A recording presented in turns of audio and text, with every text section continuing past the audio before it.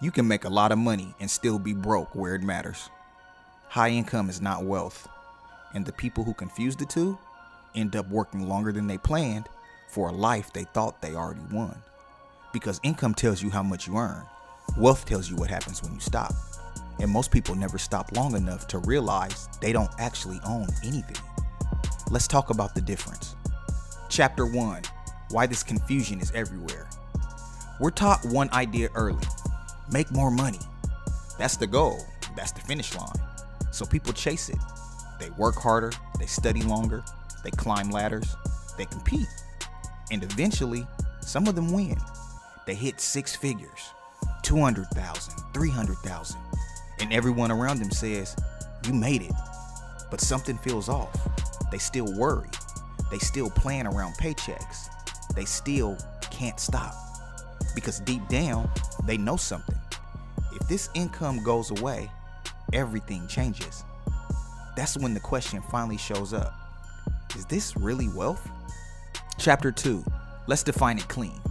We need clean definitions, no hype. Income is money you earn by doing something. You show up, you perform, you get paid. Wealth is money that exists without your effort.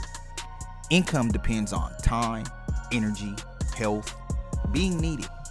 Wealth depends on ownership, structure, leverage, and control. Here's the rule that clears all confusion. If your money needs you awake, alert, and present, it's income. If it keeps working while you're gone, that's wealth. Most people never cross that line. They just earn more on the same side of it. Chapter 3, why high income feels like security. High income feels safe. You can handle emergencies. You can fix problems fast. You can absorb mistakes.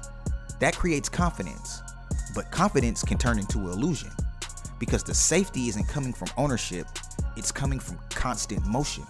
You don't feel secure because you're free. You feel secure because you're valuable for now.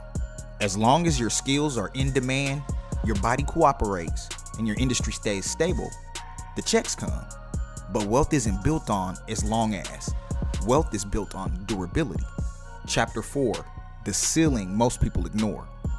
Let's talk about ceilings. Everyone knows low income has a ceiling. That's obvious. But high income has one too. It's just higher. Say someone makes $250,000 a year.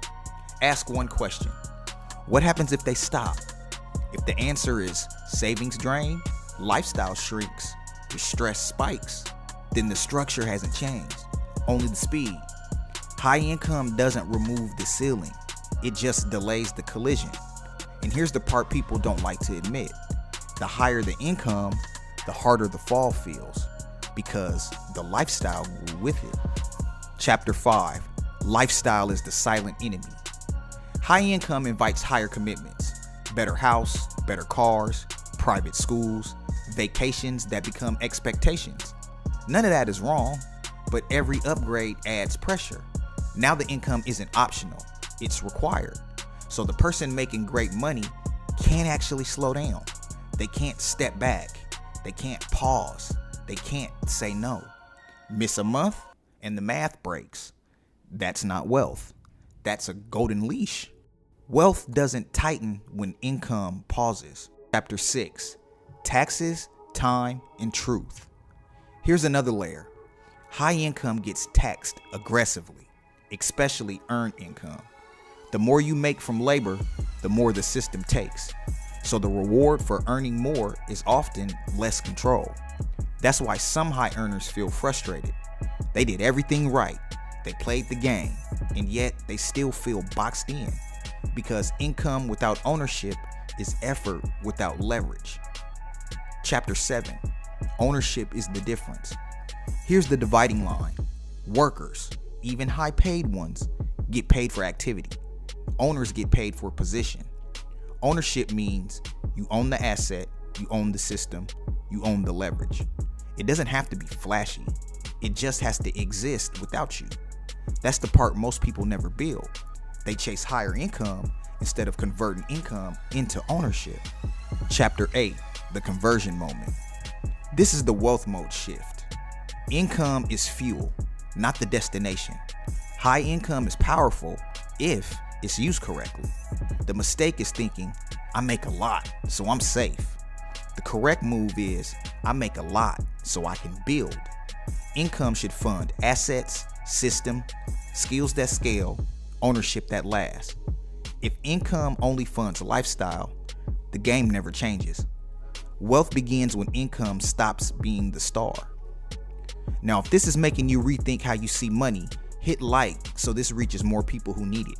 And if you want more breakdowns like this, structure, money, and the real rules, please subscribe. All right, back to it. Chapter 9, Why People Push Back. When people hear this, they argue. They say, but what about executives? What about doctors? What about high earners? And here's the calm answer. Some high earners become wealthy. Most don't. Not because they're dumb, not because they're lazy, but because they never changed the structure. High income gives opportunity. Ownership decides outcome. That's the line. Chapter 10, the wealth mode frame. Now let's lock this in. Income measures speed. Wealth measures independence. You can move fast in the wrong direction. Wealth mode asks one question. What still works if I stop? If the answer is nothing, you're still building income, not wealth. So in closing, this is the simple shift. Here's the shift. Keep the job if you need it. Keep the income if it's strong. But stop confusing income with security. Use income to buy time, options, assets, and control. That's how the game changes. Because wealth isn't about how much comes in. It's about what stays when you stop. High income is not wealth. Structure is.